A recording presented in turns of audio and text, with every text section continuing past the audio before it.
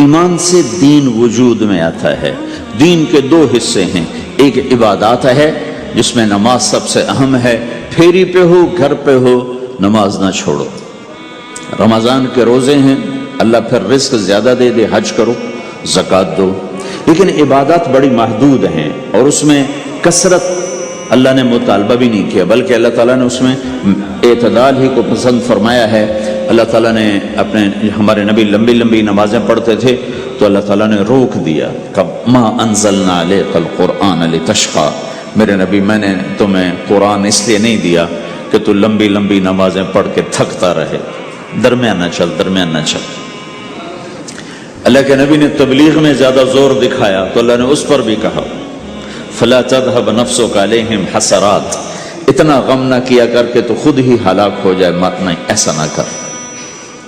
تو عبادات محدود ہیں اور اس میں اعتدال مطلوب ہے۔ سارا دن مصلی پہ بیٹھنا یہ اللہ نہیں دیکھنا چاہتا، اللہ یہ دیکھنا چاہتا ہے کہ تو باہر جا تاکہ میں دیکھوں کہ اب تو کیا کرتا ہے۔ دوسرا حصہ اس کا اخلاقیات ہیں، آپس کی معاشرت ہے۔ دین جو اثر انداز ہوتا ہے وہ معاشرت سے اثر انداز ہوتا ہے، عبادت سے نہیں، عبادات سے نہیں۔ عبادت تو مسجد کے اندر ہے یا مصلی پر گھر کے اندر ہے، روزہ اندر کی چیز ہے، حج بیت اللہ میں ہے، زکوٰۃ مسلمان کو دی جاتی ہے۔ تو دنیا میں دین پھیلنے کے لیے اور اپنوں کو دین کے قریب کرنے کے لیے جو سب سے بڑا عمل ہے وہ بھائیو اچھے اخلاق ہے۔ یہ دوسرا حصہ میں آج بیان کرنا چاہتا ہوں۔ اللہ کے نبی نے فرمایا ایو عرل اسلام اوثق، مجھے بتاؤ اسلام کا سب سے مضبوط عمل کیا ہے؟ تو صحابہ نے کہا الجہاد، یا رسول اللہ جہاد۔ اسلام کا سب سے مضبوط عمل کیا ہے؟ صحابہ نے کہا جہاد۔ تو آپ نے کہا وحسن وما ہوا بہ، ہاں جہاد بہت اچھا عمل ہے لیکن سب سے بڑا عمل نہیں ہے، سب سے مضبوط عمل نہیں ہے۔ انہوں نے کہا جی الصلاۃ، نماز۔ تو ہم نے کہا ہاں وحسنۃ وما ہی بہا، نماز بھی بہت اچھی چیز ہے لیکن وہ نہیں جو میں پوچھ رہا ہوں، سب سے اعلیٰ، سب سے اوپر، سب سے مضبوط نہیں۔ تو انہوں نے کہا جی الحج، حج۔ تو آپ نے کہا حج بھی بہت اچھا عمل ہے لیکن وہ نہیں جو میں نے پوچھا ہے۔ پھر صحابہ نے کہا جی روزہ، آپ کا روزہ بھی بہت اچھا ہے لیکن وہ نہیں جو میں نے پوچھا ہے۔ تو پھر صحابہ نے کہا یا رسول اللہ پھر آپ ہی بتائیں، ہمیں تو نہیں پتا۔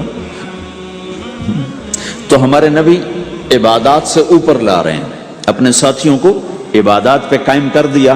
ہر آدمی نمازی بن چکا ہے، ہر آدمی روزے دار بن چکا ہے، ہر آدمی مالدار زکوٰۃ دینے والا بن چکا ہے، اور ہر آدمی حج کا جذبہ پیدا کر چکا ہے۔ اب آپ ان کو اخلاق پہ لانا چاہتے ہیں، چونکہ اسلام کی تکمیل اخلاق سے ہے۔ اسلام کو تشبیہ دی گئی ہے گھر کے ساتھ، بنی الاسلام علی خمس، تو بنیا کا لفظ عمارت پر بولا جاتا ہے۔ تو اسلام کی بنیاد میں ہے کلمہ، نماز، روزہ، حج، زکوٰۃ۔ اگر اس مسجد کی بنیادیں بھر دی جائیں تو اس کو مسجد تو نہیں کہیں گے نا، ہاں جی بنیادیں ڈال دی ہیں، چھت ڈالنی ہے، جب چھت پڑے گی تو پھر یہ مسجد کہلائے گی۔ تو اسلام کی بنیاد قائم ہو چکی تھی، اب آپ چھت ڈالنا چاہتے تھے۔ چھت کیا ہے؟ وہ اچھے اخلاق ہیں، تو اب آپ ان کو اوپر لا رہے ہیں۔ تو آپ نے جب پوچھا تو انہوں نے وہی کہا جو انہوں نے ابھی سیکھا تھا، نماز، روزہ، جہاد، حج، لیکن آپ نے سب کی نفی کر دی، نہیں یہ بھی نہیں، یہ بھی نہیں، یہ بھی نہیں، یہ بھی نہیں۔ اچھا یا رسول اللہ آپ بتائیں۔ تو آپ نے فرمایا ان اوثق عرى الاسلام الحب للہ والبغض للہ، اسلام کا سب سے مضبوط عمل وہ آپس میں اللہ کے لیے محبت کرنا ہے۔ اسلام کا سب سے مضبوط عمل وہ آپس میں اللہ کے لیے محبت کرنا ہے۔ اسلام کا سب سے مضبوط عمل وہ محبت ہے، اللہ کے لیے بغض ہے، اللہ کے لیے محبت ہے، یہ اسلام کا سب سے مضبوط عمل ہے۔ تو بھائیو یہ چھوٹا سا معاشرہ اسلامی بن جائے، اس کے لیے بنیاد میں نے پہلے بتا دی، اب چھت بتا رہا ہوں، وہ ہیں اچھے اخلاق۔ اللہ تعالیٰ نے جب ہمارے نبی نے نماز لمبی پڑھی تو اللہ نے کہا درمیانی پڑھو. میں نے ابھی بتایا تبلیغ میں دکھ زیادہ جھیلا تو اللہ نے کہا درمیانہ چلو. لیکن جب اللہ کے نبی نے اخلاق بلند کیے اخلاق، تو اس پر بھی اللہ تعالیٰ فرماتا میرے نبی ذرا اتنا نرم نہ ہو، تھوڑا سا سختی دکھا، آنکھیں دکھا، تھوڑا شوشاں کر. تو میرے رب نے کیا کہا؟ واہ، میرے رب نے آپ کے اخلاق کی جیسی تعریف کی ہے آپ کے کسی عمل کی ایسی تعریف نہیں کی. نماز کو کہا معتدل اعتدال، دعوت کو کہا اعتدال، اور اخلاق کو کیا کہا؟ انک لعلی خلق عظیم. اور اس کو طاقت پہنچائی قسم اٹھا کے نون، پھر قسم اٹھائی قلم کی جو علم کا ذریعہ ہے، والقلم وما یسطرون، مجھے قسم ہے قلم اور اس کی تحریر کی. ما انت بنعمت ربک بمجنون وان لک لاجرا غیر ممنون. ان دو آیتوں کو چھوڑ کر اگلی جو آیت آ رہی وانک لعلی خلق عظیم، اے میرے محبوب میں قسم اٹھاتا ہوں قلم اور اس کی تحریر کی، تیرے اخلاق بڑے عالی شان ہیں. یہ نہیں کہا تیرے اخلاق بڑے عالی ہیں، انک لعلی، علا علا کا یہاں بہت عظیم الشان کردار ہے. علا یہ بتا رہا ہے کہ اے میرے نبی جتنے اخلاق تصور کیے جا سکتے ہیں وہ سب تیرے تابع ہو چکے ہیں، اور تو ان پہ سوار ہو چکا ہے، تو ان پہ چھا چکا ہے. علا چھا جانے کے لیے ہوتا ہے کہ تمام اخلاق تیرے غلام ہو چکے.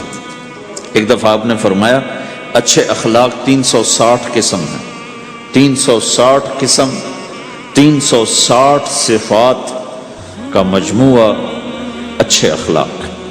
کوئی ایک صفت کسی کو مل گئی تو جنت میں چلا جائے گا.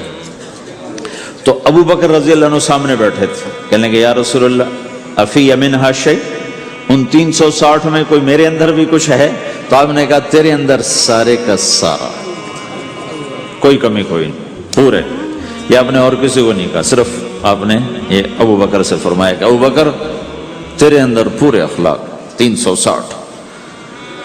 تو بھائیو، آپس کی محبت اور اچھے اخلاق یہ اسلام کا سب سے چوٹی کا سبق، سب سے اعلیٰ درجے کا سبق. اب ایک حدیث میں جو حدیث جبریل کہلاتی ہے، وہ انسانی شکل میں آ کر پوچھتے ہیں یا رسول اللہ اسلام کیا ہے؟ تو آپ کہتے ہیں کلمہ، نماز، روزہ، حج، زکوٰۃ، یہ اسلام ہے. یہی سوال اب آخری حج کا موقع آ چکا ہے، اب اسلام 9 سال آگے، 10 سال آگے جا چکا ہے اور اس کی شکل مکمل ہو چکی ہے. تو عمر بن عبسہ رضی اللہ تعالیٰ عنہ یہ آخری حج کے موقع پر آپ سے ملتے ہیں اور آ کر یہ آپ سے پوچھتے ہیں یا رسول اللہ مل اسلام. سوال ایک ہے، مل اسلام. شروع میں مدینے کے داخلے کے شروع میں جبریل انسانی شکل میں آتے ہیں اور کہتے ہیں مل اسلام، اسلام کیا ہے؟ تو آپ کہتے ہیں کلمہ، نماز، روزہ، حج، زکوٰۃ. اب یہی سوال 10 سال کے بعد یا 9 سال کے بعد عمر بن عبسہ کہتے ہیں یا رسول اللہ مل اسلام، اسلام کیا ہے؟ تو اب جواب سنو. آپ نے فرمایا اطعام الطعام وطیب الکلام، میٹھا بول بولنا اور کھانا کھلانا. کسی سے میٹھا بول بولنا کتنا عظیم ہے میرے اللہ کی بارگاہ میں کہ آپ نے فرمایا ابتسامک فی وجہ اخیک صدقہ. تو اگر کسی مسلمان کو ہنس کے مل لے تو یہ بھی تیرے لیے صدقے کا ثواب، صدقہ لکھا جائے گا. جبریل کہتے ہیں یا رسول اللہ مل ایمان، ایمان کیا ہے؟ تو آپ فرماتے ہیں اللہ کو ماننا، فرشتوں کو ماننا، نبیوں کو ماننا، کتابوں کو ماننا، تقدیر کو ماننا، موت کے بعد کی زندگی کا اقرار کرنا. ان تؤمن باللہ وملائکتہ وکتبہ ورسلہ وبالبعث بعد الموت، یہ ہے ابتدائی جواب. اب یہی سوال عمر بن عبسہ کرتے ہیں 9 سال کے بعد یا رسول اللہ مل ایمان، ایمان کیا ہے؟ تو آپ نے فرمایا الصبر والسماحہ، صبر کرنا، معاف کرنا. سوال ایک ہے، جواب 2 ہیں. کیوں کہ جگہ اور نوعیت بدل چکی ہے. ابتدائے اسلام ہے تو عبادات بتائی جا رہی ہیں، انتہائی اسلام ہے تو اخلاق بتائے جا رہے ہیں کہ اے عمر ایمان کیا ہے؟ صبر کرنا، معاف کرنا، صبر کرنا، معاف کرنا. تو بھائیو جو ہمارا معاشرہ بنے گا اسلامی، گھر میں باہر، وہ بنے گا اچھے اخلاق سے، عبادت سے نہیں، علم سے نہیں، تبلیغ سے نہیں، وہ بنے گا اچھے اخلاق سے، میٹھے بول بولنے سے، درگزر کرنے سے، معاف کرنے سے، سہ جانے سے، اور بازار میں سچائی، بازار میں میٹھا بول نہیں، وہ تو ہر تاجر مسکرا کے ملتا ہے، ہاں وہ تو کاروبار ہے مسکرانا، سچا بول، الصدق ینجی والکذب یہلک، میرے نبی نے فرمایا سچ نجات دیتا ہے اور جھوٹ ہلاک کر دیتا ہے۔ تو بازار کے اخلاق ہیں صحیح بولنا، صحیح تولنا، دھوکہ نہ دینا۔ میرے نبی سے پوچھا گیا یا رسول اللہ مسلمان بزدل ہو سکتا ہے، ڈرپوک؟ آپ نے کہا ہو سکتا ہے۔ کہ یا رسول اللہ مسلمان بخیل ہو سکتا ہے، بخیل کنجوس؟ آپ نے کہا ہو سکتا ہے۔ کہ یا رسول اللہ مسلمان جھوٹ بول سکتا ہے؟ جھوٹ نہیں بول سکتا۔ آپ نے فرمایا میں اپنے امت میں ہر عیب کی توقع رکھتا ہوں کہ میرا امتی ہر گناہ کر سکتا ہے لیکن دو کام نہیں کر سکے گا اگر وہ میرا امتی ہے، ایک جھوٹ کبھی نہیں بولے گا، ایک دھوکہ کبھی نہیں دے گا۔ اور یہ دونوں کام ہمارے پورے عروج پر ہیں۔ تو مسلمان دھوکہ نہیں دیتا کسی کو، مسلمان جھوٹ نہیں بولتا۔ تو اللہ کے نبی نے یہ نہیں فرمایا جو نماز نہیں پڑھتا وہ میری امت میں سے نہیں، جو روزہ نہیں رکھتا میری امت میں سے نہیں ہے، زکوٰۃ نہیں دیتا میری امت میں سے، یہ نہیں کہا۔ آپ نے کہا من غش فلیس منا، جس نے کسی کو دھوکہ دیا وہ میری امت میں سے نہیں، میری امت سے خارج۔ تو آپ کی تجارت پاناما میں ایسی تجارتوں کو وہ اسلام کا بولتا و ثبوت بن جائے۔ آپ کی جاب ہے تو ایسی ہو کہ پورا انڈونیشیا جو مسلمان ہوا ہے، مسلمان تاجروں کی تجارت سے مسلمان ہوا۔ ملائیشیا، انڈونیشیا، فلپائن، ان علاقوں میں جتنا اسلام پھیلا ہے یہ تاجروں کی محنت سے پھیلا ہے۔ کہاں کے تاجر؟ یمن کے عرب تاجر، ان کے عالی اخلاق، ان کا سچا بول، ان کا صحیح ترازو، اس نے لوگوں کے قلوب کو پھیر دیا کہ یہ پیسے کے غلام نہیں ہیں۔ تو ہماری تجارت اس لیے نہیں کہ ہم پیسہ بنائیں، ہماری تجارت اس لیے کہ ہم تجارت میں اللہ کے احکام زندہ کریں، جس میں سب سے بڑا حکم سچ بولنا ہے اور دھوکے سے بچنا ہے، اور غلط کاروبار سے، غلط کام سے بچنا ہے۔ صرف ہم پیسہ نہیں کماتے، ہم اللہ کا امر دیکھتے ہیں کہ اگر میرے اللہ کے حکم کے مطابق ہے تو ٹھیک، اگر اس کے مطابق ہم چھوڑ دیں تو بھائیو اپنے پہچان کرواؤ سچائی کے ساتھ، دیانت کے ساتھ، دھوکے سے بچتے ہوئے۔ ایک تاجر مجھے بڑے فخر سے بتا رہا، فیصل آباد کی بات، کہ میں صبح صبح قرآن پڑھ رہا تھا دکان پہ بیٹھا ہوا، کپڑے کا تاجر، تو ایک گاہک آ گیا، کہا جی آپ قرآن پڑھ رہے ہو، بھلے آدمی لگتے ہو، تو میں نے بیٹی کے جہیز کے لیے کپڑا خریدنا ہے، تو میں نے کہا آپ سے خرید لیتا ہوں۔ تو وہ پھر ہنس کے کہنا جی میں نے 16 روپے میٹر والا کپڑا 48 روپے میٹر میں بیچ دیا۔ میں نے کہا واہ بھائی واہ، قرآن کی قیمت بڑی تھوڑی لگائی تو۔ ہائے ہائے ہائے ہائے، اس کو شرم بھی نہیں آ رہی اس بات پر، احساس ہی کوئی نہیں کہ اس نے قرآن پڑھتے دیکھ کر اعتماد کیا اور اس نے قرآن سے ہی اس کو دھوکہ دیا کہ پورے بازار میں 16 روپے گز ہے وہ کپڑا، وہ 48 روپے اس کو بیچ رہا ہے۔ اگر اپنے نبی کی بات سنو، آپ نے کہا سچا تاجر قیامت کے دن نبیوں کے ساتھ کھڑا کیا جائے گا۔ کیوں؟ کہ ہر موقع پہ جھوٹ بولا جا سکتا ہے، پروفٹ کمایا جا سکتا ہے، دھوکہ دیا جا سکتا ہے، فراڈ کیا جا سکتا ہے، اور اس سے بچتا ہے بچتا ہے بچتا ہے بچتا ہے، نہ اپنوں کو دھوکہ دیتا ہے نہ غیروں کو دھوکہ دیتا ہے۔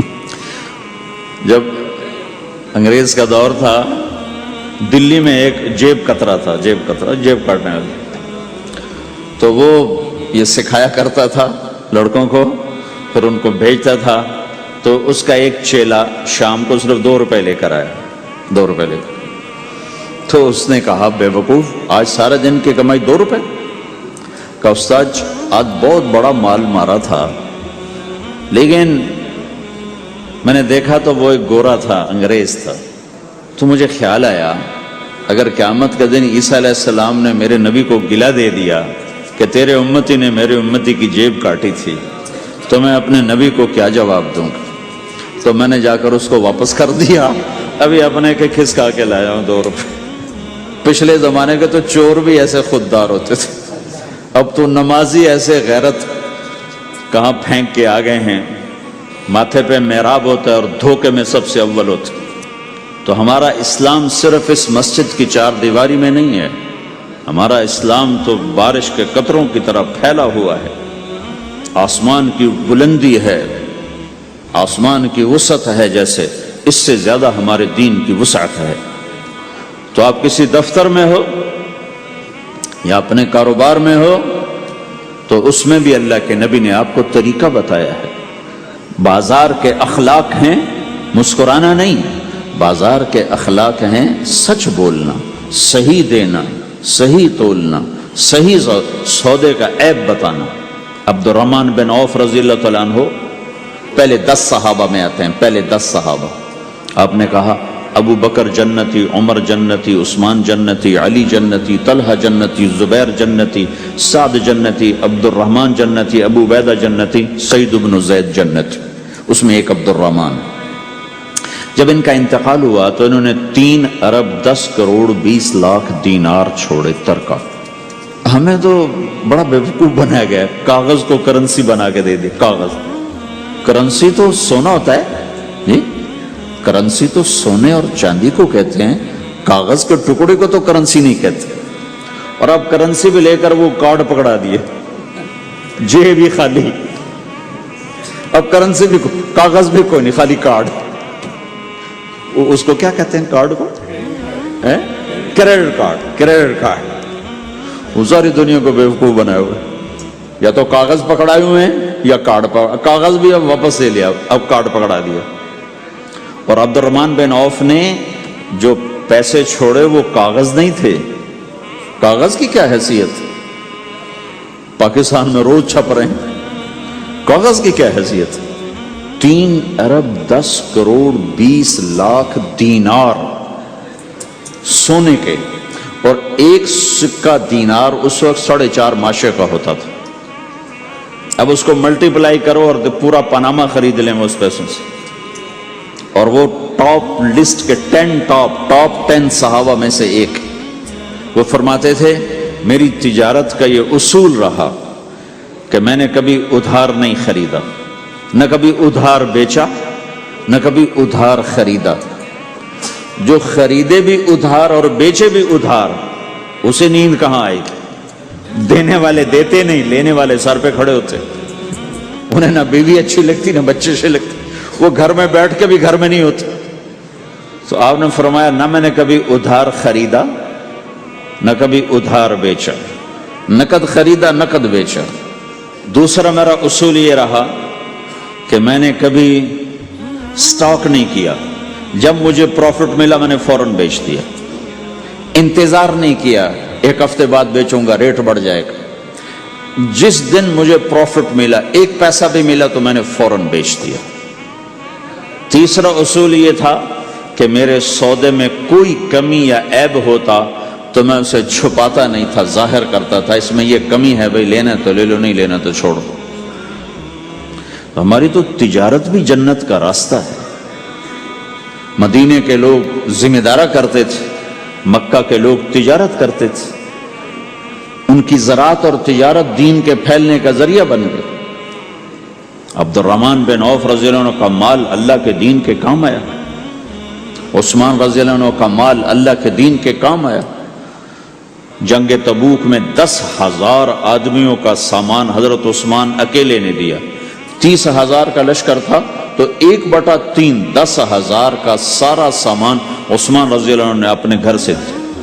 اور وہ دینار لا کے پیش کیے نا تو اللہ کے نبی وہ دینار لے کر یوں کر رہے تھے، ایسے ایسے وہ کر رہے تھے، ما علی عثمان اللہ یعمل بعد عثمان، آج کے بعد تو کچھ نہ کر، جنت واجب ہو گئی تیرے کی۔ تو بھائیو، ہمارا دین صرف ہمیں عبادت نہیں بتاتا، بازار کی زندگی بتاتا ہے کہ مسلمان بازار میں کیسے ہوتا ہے۔ کسی کے ہاں ملازم ہے تو اس کی نوکری کیسی ہوتی ہے، اس کی دیانت کیسی ہوتی ہے، اس کا بول کیسا ہوتا ہے.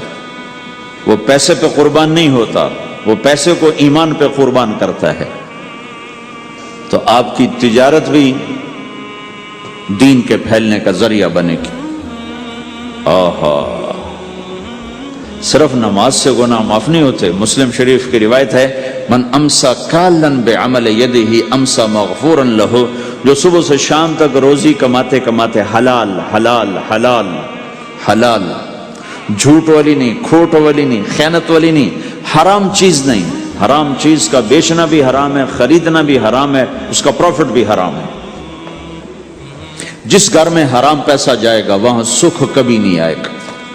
چیزیں آ جائیں گی، چین نکل جائے گا. 1960 کی دہائی میں ایک پاکستان کا افسر تھا، اس نے 1960 میں لوگوں کے پاس 100 روپے مشکل سے ہوتے تھے، اس نے اس زمانے میں کروڑوں روپے جمع کیے رشوت سے. بہت بڑی پوسٹ پر تھا. جب وہ مر گیا، ایک دن اس کا بیٹا کہہ رہا تھا، کاش ہمارا باپ ہمارے لیے حرام کٹھا نہ کرتا تو کوئی خوشی کا دن ہم بھی دیکھ لیتے. جن کے لیے جمع کیا تھا کہ میرے بچے اب مزے سے، میں نے خود اپنے کانوں سے اس کو یہ کہتے ہوئے سنا کئی دفعہ، میں آج مر جاؤں میری بچی کو کسی کی پرواہ نہیں کہ میں نے اتنا پیسہ بنا دیا ہے. تو اسی کا بچہ یہ کہہ رہا تھا، کاش ہمارا باپ ہمارے لیے حرام کٹھا نہ کرتا تو ہم بھی کوئی خوشی کا دن دیکھ لیتے. تو اللہ کے نبی نے فرمایا، من امسا کالن بعمل یدہ امسا مغفور لہ، جو صبح سے شام تک حلال کمانے میں تھکتا ہے اور تھک کے واپس آتا ہے تو اس کے اس دن کے سارے گناہ اللہ معاف فرما دیتا.